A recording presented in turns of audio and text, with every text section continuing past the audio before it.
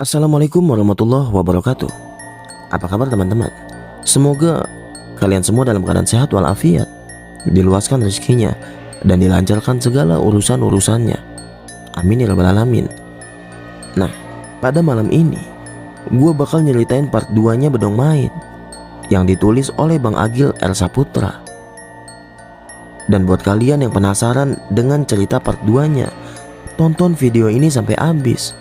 Sebelum lanjut ke ceritanya, mari dukung channel ini dengan cara like, komen, dan subscribe agar kami lebih semangat membawakan cerita-cerita misteri berikutnya. Dan jangan lupa nyalakan tombol lonceng notifikasinya agar kalian tidak ketinggalan cerita-cerita misteri dari kami. Untuk teman-teman yang ingin membaca ceritanya secara langsung, silakan kunjungi akun Twitter penulis yang linknya gue cantumin di kolom deskripsi. Dan bagaimana ceritanya? Inilah part 2 Bedong Mait.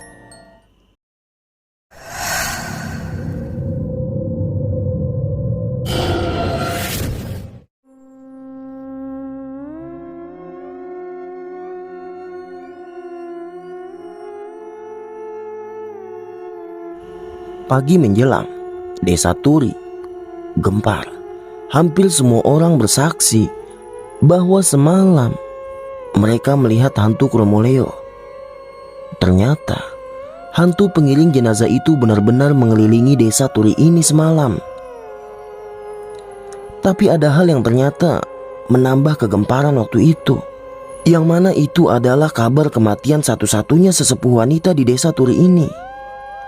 Beliau adalah Mbak Nartiparing, orang yang kemarin juga sempat bertanya kepada Dirja, ayahnya Darwis atau anak dari Mbah Gajul itu, yang mana dia bertanya apakah ketika dimakamkan tali pocong Mbah Gajul sudah dilepaskan atau belum.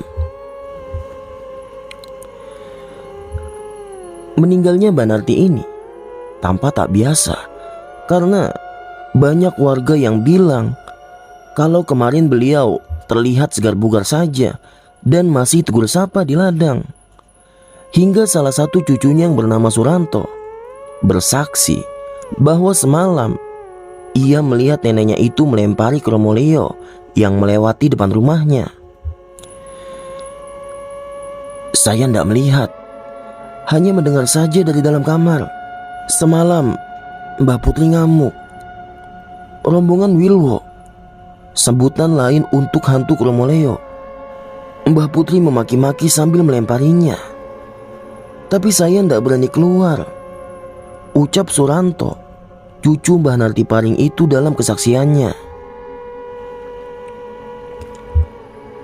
Kabar itu pun sampai di telinga Mbah Jayus, yang langsung mendiskusikannya dengan Mbah Roso dan Mbah Mangun di siang hari beberapa saat setelah Mbah Narti dikebumikan. Sepertinya Bedong Mait itu memang tidak berhasil ditemukan oleh Darwis, dan tentunya tidak bisa ikut dikuburkan bersama Gajul, kata Mbah Mangun. Iya betul, karena tidak mungkin Kromoleo dari Gumuk Lembah Pati itu turun, tanggap Mbah Roso yang menyebut nama Gumuk Pati, suatu lembah di selatan desa Turi ini yang konon menjadi tempat di mana hantu pengiring jenazah itu berasal. Asu, saya sebenarnya kecewa dengan kegagalan Gajul mendidik anak dan cucunya. Beginilah jadinya, wasiat sepele itu diabaikan begitu saja, kata Mbah Roso lagi, yang segera ditanggapi oleh Mbak Jayus.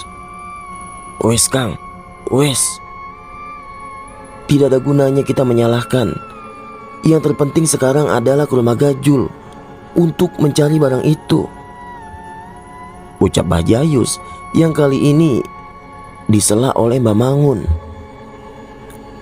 Jangan sekarang, kita ini baru saja sembuh dari sawan pati. Sawan dari mana lagi kalau bukan dari kematian dari teman kita itu. Baru tadi pagi ini kita sedikit bugar. Kalau kita kesana sekarang, saya yakin kita bisa ambruk lagi. Saya ini curiga kalau sakitnya kita hampir 2 pekan ini adalah ulah si Bedong Mait itu. agar kita tidak turut mencari dan menguburkannya bersama jasad Gajul.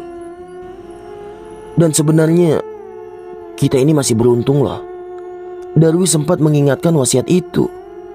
Coba saja kalau Darwis tidak berbicara, mungkin kita juga tidak akan tahu kalau Gajul masih menyimpan bedong mayat itu.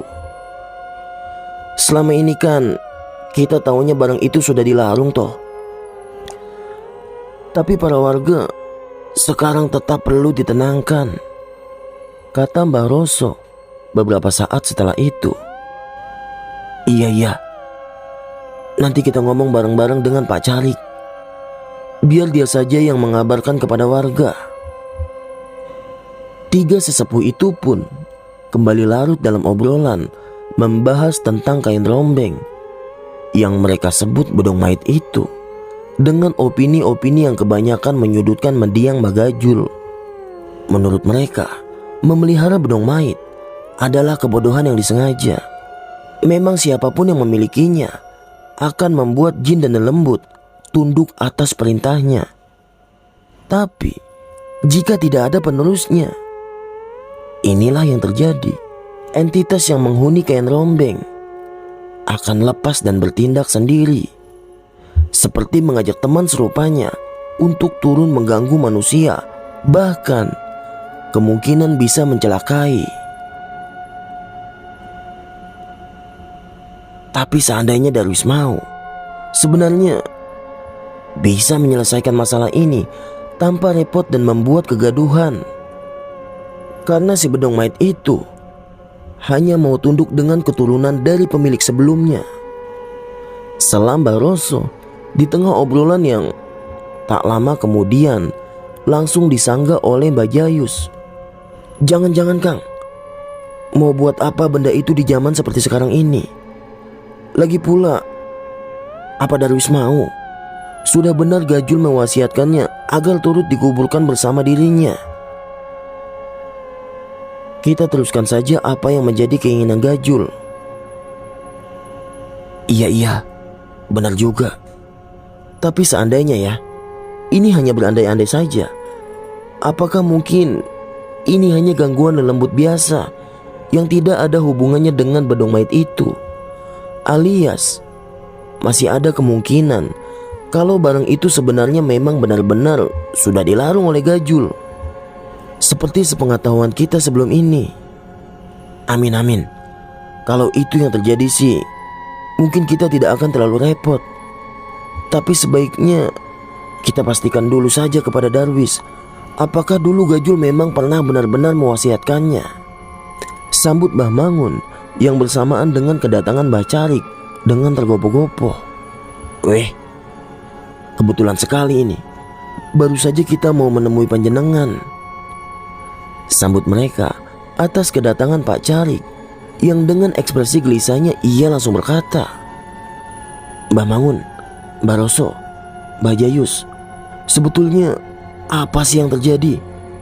Desa ini punya salah apa?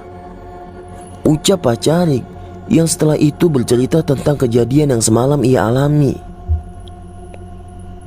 Ceritanya kurang lebih sama dengan kebanyakan orang, yang mana semalam Pak Carik juga melihat Kromoleo dan mendengar beberapa kali ketukan di pintu rumahnya. Seumur hidup, baru kali ini saya melihat dedemit dengan mata kepala saya sendiri.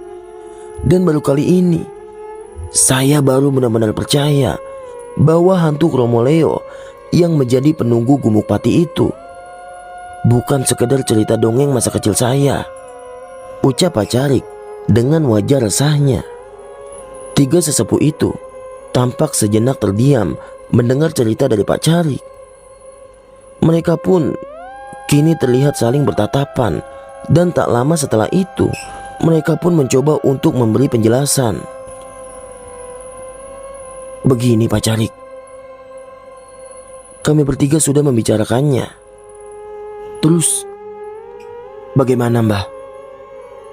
Tanggap Mbah Carik yang kembali disambut oleh Mbah Jayus.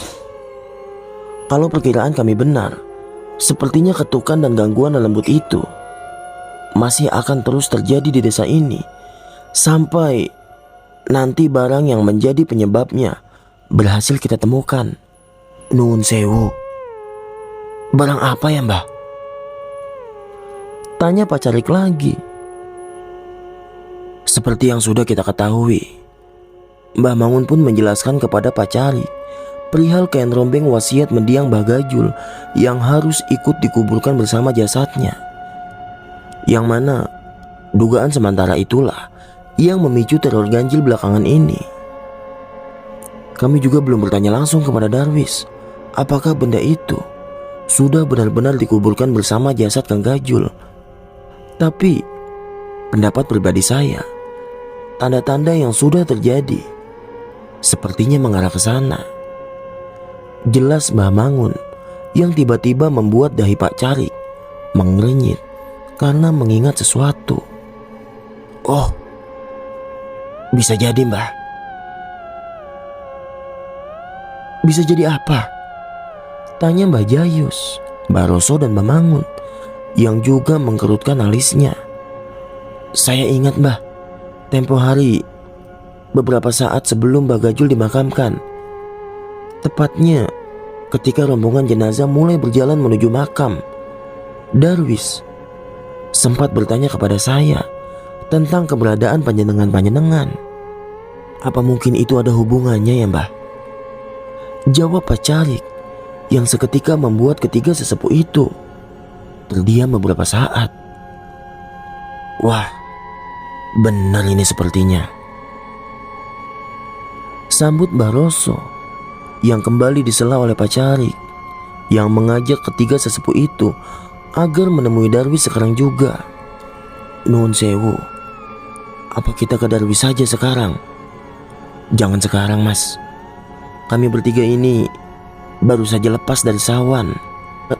Dan setelah mendengar cerita dari sampean barusan, kami juga semakin yakin kalau Sawan itu adalah ulah dari si bedong mayitnya Gajul. Menurut kepercayaan saya, darah kami masih bau. Dan kalau saat ini kami menginjak tempat di mana Sawan itu diduga berasal, akan cukup membahayakan tubuh saya, Kang Mangun, dan Kang Jayus yang sudah tua ini. Oh Pak Carik, kita tunggu bareng sehari atau 2 hari sampai pening-pening ini hilang.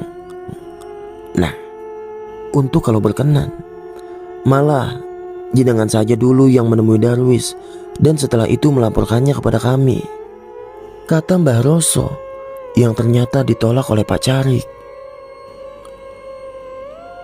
Wah, ngapunten Mbah, kalau itu saya ndak berani. Saya tunggu saja sampai panjenengan semua siap dan kita menemui Darwis sama-sama. Dan kalau perlu, besok pagi saya akan kirim telegram juga kepada Dilja selaku bapaknya. Ndak usah Mas, ndak usah kasih tahu Dilja.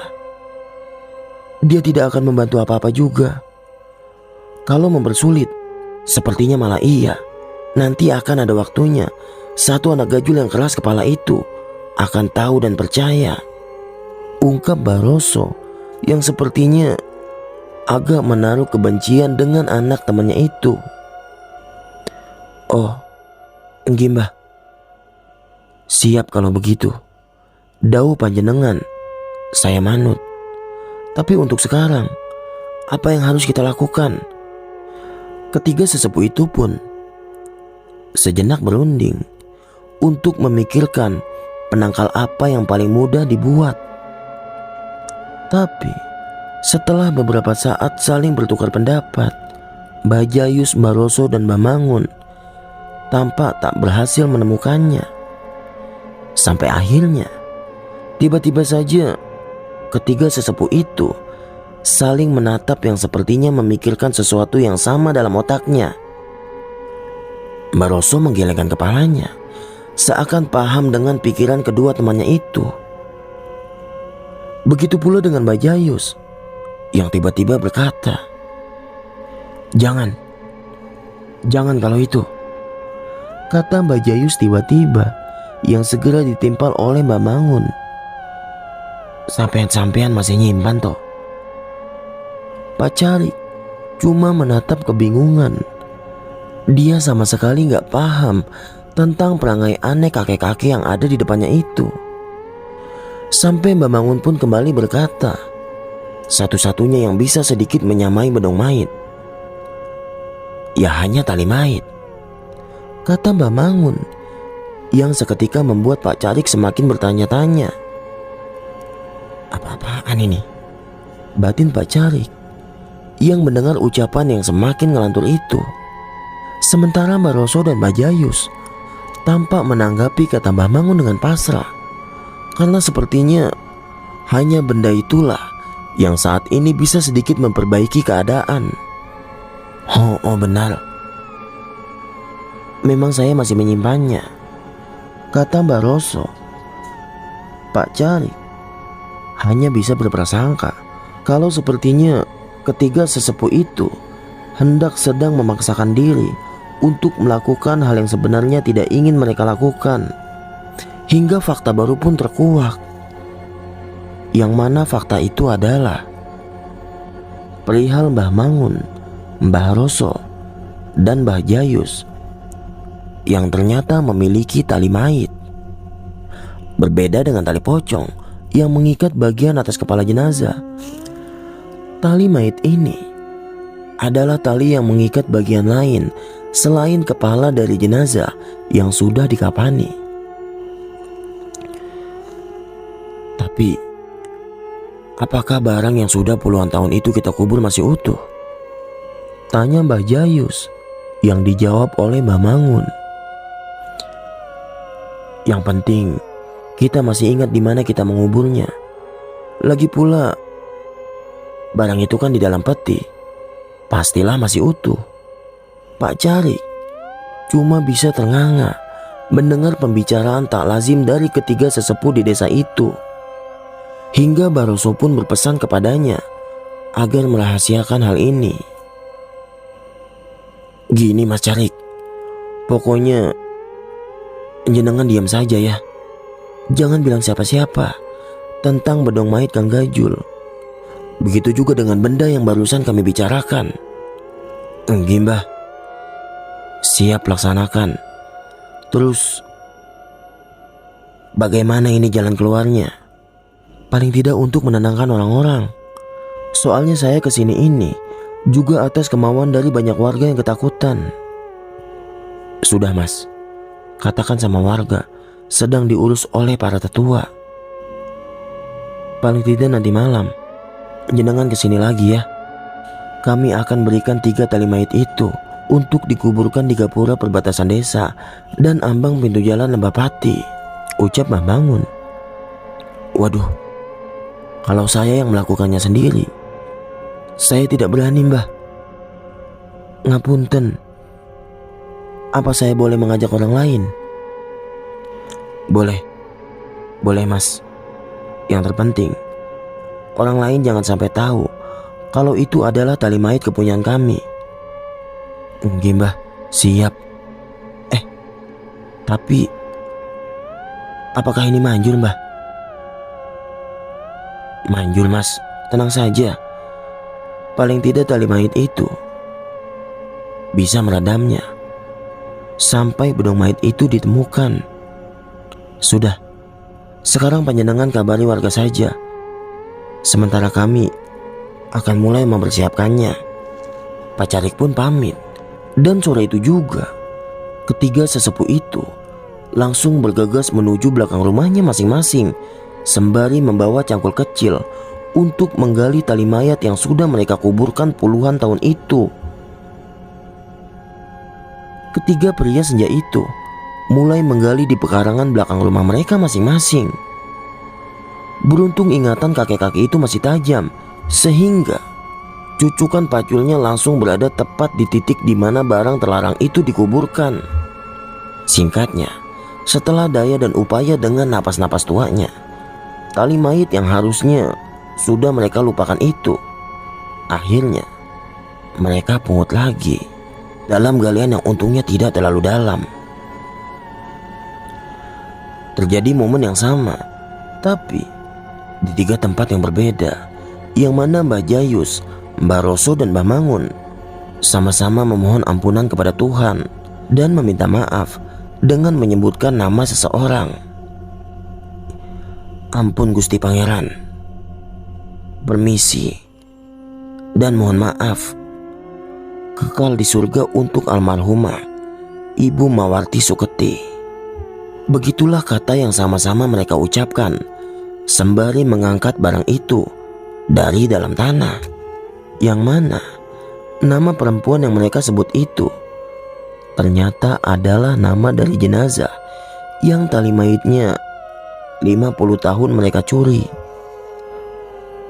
Dalam waktu yang bersamaan juga, pikiran ketiga sesepuh itu seperti kembali ke masa lalu, mengorek rahasia gelap yang harusnya sudah lama sekali mereka lupakan. Semua teringat kembali kenangan gelap itu ketika suatu malam Mbah Gajul, Mbah Jayus, Mbah Roso, dan Mbah Mangun yang kala itu masih muda diam-diam menggali makam Ibu Mawarti Suketi yang baru dikuburkan selama 7 hari itu. Dan konyolnya, hanya untuk mengambil tali maitnya. Ya, ternyata Mbah Gajul juga memiliki tali mayit itu. Benda itu tentu sangat terlarang karena cara mendapatkannya menabrak tatanan nilai norma dan agama. Tapi entah tren macam apa di masa muda mereka yang justru sempat memiliki rasa bangga setelah mendapatkan tali mayit itu. Malam pun menjelang, ketiga sesepuh itu kembali berkumpul di rumah Mbah Roso untuk menunggu Pak Carik. Tali-tali mayat itu juga sudah dibungkus rapi, yang mana sesuai rencana yang akan dikuburkan di 3 titik penting di desa Turi ini. "Kalau punya Gajul, dikuburkan di mana ya?" kata Mbak Jayus dalam obrolan di ruang tamu rumah Mbah Roso. "Yo pasti di belakang rumahnya. Tapi untuk dimananya itu, ya kita ndak tahu." Oh ya, harusnya memang kurang satu kalau memang mau benar-benar kuat."